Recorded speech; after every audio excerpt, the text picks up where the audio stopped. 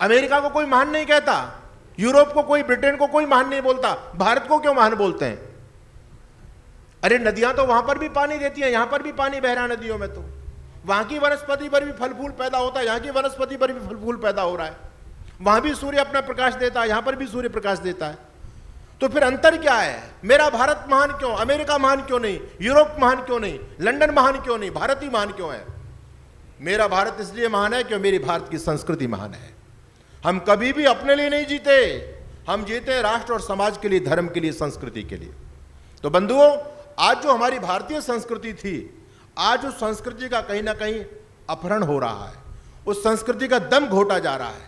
आज भारत की पावन माटी से भारतीय संस्कृति खत्म होती चली जा रही है।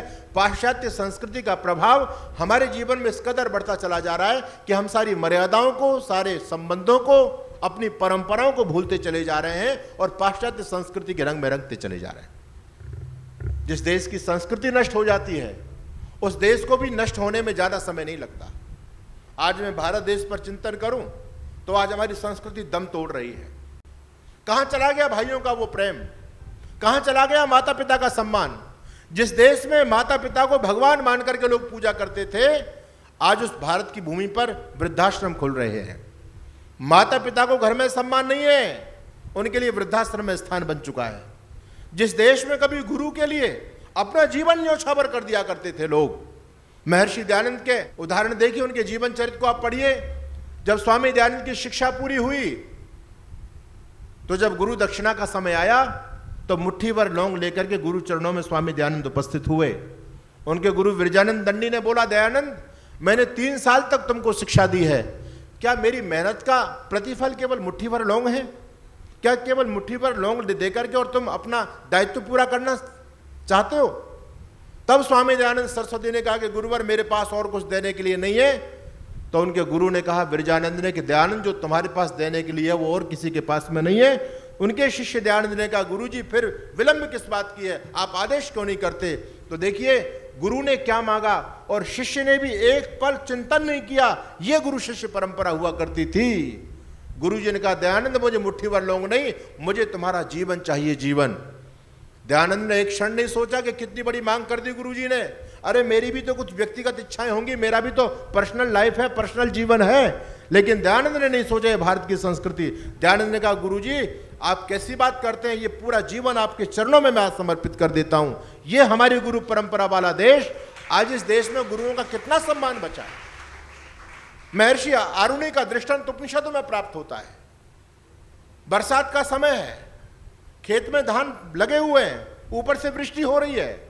गुरुजी को चिंता है कि वृष्टि कहीं ज्यादा ना हो जाए, खेत की मेड़ कहीं टूट ना जाए, पानी बह करके ना निकल जाए। गुरुजी ने आरुणि को भेजा, आरुणि जाओ, देखो कहीं मेड़ न टूट जाए। आरुणि गए, मेड़ टूट चुकी थी। आरुणि के पास कोई फावड़ा नहीं है कि मिट्टी को कैसे डाले। आरुणि जी ने पहले हाथ से उसको बांधने का प्रयास किया, मिट्टी डाल करके पानी को रोकने का प्रयास किया, लेकिन पानी का बहाव तेज था। सर्दी हो रही है, वर्षा पड़ रही है। आरुणि गुरु भक्ति में अंधे हैं। आरुणि के मन में गुरु के प्रति अगाध श्रद्धा है, अगाध प्रेम है, गुरु वचन मिला है, पानी को रोकना है। तत्काल आरुणि ने सोचा अब कोई उपाय नहीं हो सकता, मिट्टी भी बहती चली जा रही है। आरुणि सीधे लेट गए, मिट्टी के साथ में सीधे लेट गए, पानी को रोका और जहां से पानी बह रहा था वह मिट्टी को दबाया। आरुणि पड़े रह गए। संध्या का समय हुआ, आरुणि नहीं आए। सुबह प्रातःकाल जागरण के समय जब सभी विद्यार्थी उठे, आचार्य ने देखा कि आरुणि नजर नहीं आ रहे, आरुणि कहां है? तो कहा, गुरुजी, आरुणि तो रात से ही नहीं है। शिष्य गुरुजी ने कहा, कहां गया? तो गुरुजी को याद आ रहा है, मैंने उसको खेत पर भेजा था, लौट के नहीं आया अभी। बोले, नहीं लौट करके आया। अरे जाओ, जाकर के देखो, आरुणि अब तक लौट के नहीं आए, क्या बात है? गुरुजी स्वयं गए, देखा कि आरुणि ठिठुर चुके हैं सर्दी के अंदर, रात भर पानी में पड़े रहे हैं और पानी को रोकने के लिए मेड़ बन करके, ढाल बन करके आरुणि पूरी रात निकाल देते हैं। यह भारत की संस्कृति थी।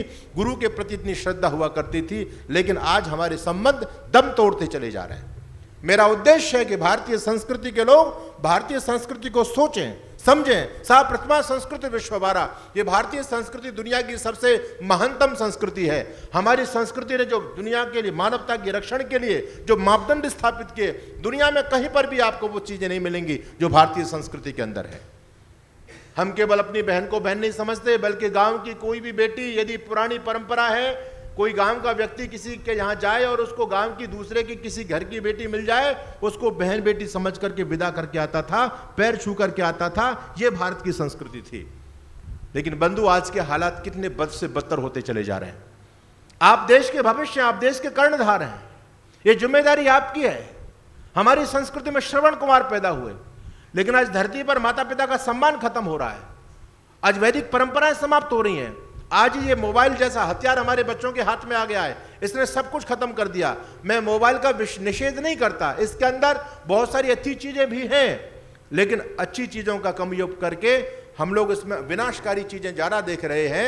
हमारे परिवार टूट रहे हैं, हमारे रिश्ते टूट रहे हैं। इस पर ऐसी सामग्री प्रस्तुत की जा रही है कि किस प्रकार से हमारे युवाओं का चरित्र हनन किया जाए, कैसे हमारे बेटियों का चरित्र खराब किया जाए, कैसे परिवारों को तोड़ा जाए।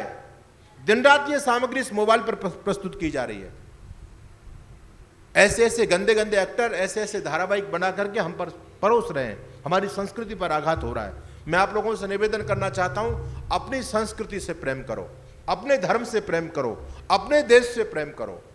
यह देश हमारा है, हमारे पूर्वजों ने अपने रक्त से इसको सिंचित किया है। हरिश्चंद्र जी का नाम कौन नहीं जानता, जो सत्य के लिए अपना कुर्बानी दे देते हैं, अपना बलिदान देते हैं। ऋषि दधीच ने अपना बलिदान दिया। ये देश, ये हमारी परंपराएं, हमारे पूर्वजों के बलिदान के फलस्वरूप आप जिंदा हैं। मेरा निवेदन है कि आप लोग अपने देश की संस्कृति से प्रेम करने वाले बने। आप दूसरे की संस्कृति के प्रति आकृष्ट ना हो। भारतीय संस्कृति के जो शब्द हैं, हमारी जो अपनी भाषा है, हमारी जो अपनी भूषा है, हमारा जो अपना खान पान है, आज वो सब नष्ट हो रहा है। आज हमको भारतीय परिधान धारण करने में शर्म आती है और विदेशी परिधान पहन करके हम गौरवान्वित होते हैं। हमारा जो भारतीय खाना था वो हमसे छूट रहा है। आज दूध दही पीने वाले लोगों के घर हाथों में अब चाय की चुस्कियां हैं, चाय के प्याले लगे हुए, चाय पी रहे हैं। चाय पी करके कोई भीम बनेगा क्या? चाय पी करके कोई अर्जुन बनेगा? जो ताकत देने वाली चीजें थी वो सारी चीजें हमारी धीरे धीरे खत्म हो रही हैं। आज के हमारे नौजवानों का खान पान भ्रष्ट होता चला जा रहा है। बर्गर, मोमोज, पता नहीं क्या क्या गंदी गंदी चीजें। हॉट डॉग, अब हॉट डॉग भी खा रहे हैं। मैंने कहा फरीदाबाद में हॉट डॉग क्या बीमारी है? इसका अर्थ क्या होता है? हॉट यानी गर्म, डॉग यानी कुत्ता। समझ तो भाई, शब्द तो यही कह रहा है। क्या क्या हम खा रहे हैं? फास्ट फूड खा रहे हैं। अरे जो ताकत तुम्हारे गाय के घी में है, जो लस्सी में है, जो छाछ में है, वो 100 जन्म में अंडे में नहीं हो सकती, फास्ट फूड के अंदर नहीं हो सकती। और याद रखना, शाकाहारी जो लोग होते हैं उनके अंदर बहुत ताकत होती है, मांसाहारी के अंदर ताकत नहीं होती। तो आपकी संस्कृति को भ्रष्ट करने के लिए, आपके चरित्र को भ्रष्ट करने के लिए जानबूझ करके हमारे व्यवहार, हमारे आचरण में ऐसी चीजों को ऐड किया जा रहा है। इसलिए मेरा निवेदन आप लोगों से, कभी भी गंदी चीजों की तरफ आकृष्ट मत हो जाओ।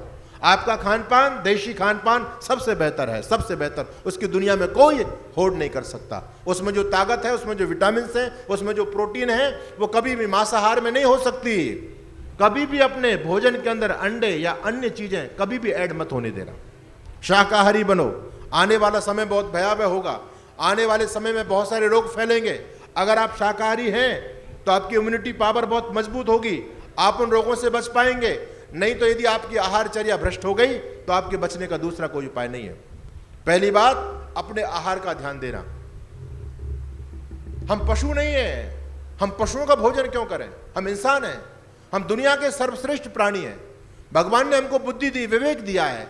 इस बुद्धि विवेक का इस्तेमाल करके हम सोचें कि हम ये बहुमूल्य जीवन को हमने प्राप्त किया है, ये जीवन व्यर्थ में खोने के योग्य नहीं है। इसलिए अच्छे मार्ग का हम चयन करेंगे, धर्म के रास्ते पर चलेंगे, सत्य के रास्ते पर चलेंगे, नियमों के रास्ते पर चलेंगे, ब्रह्मचर्य का पालन करते हुए, नियमों का पालन करते हुए अपने जीवन को महान बनाएंगे।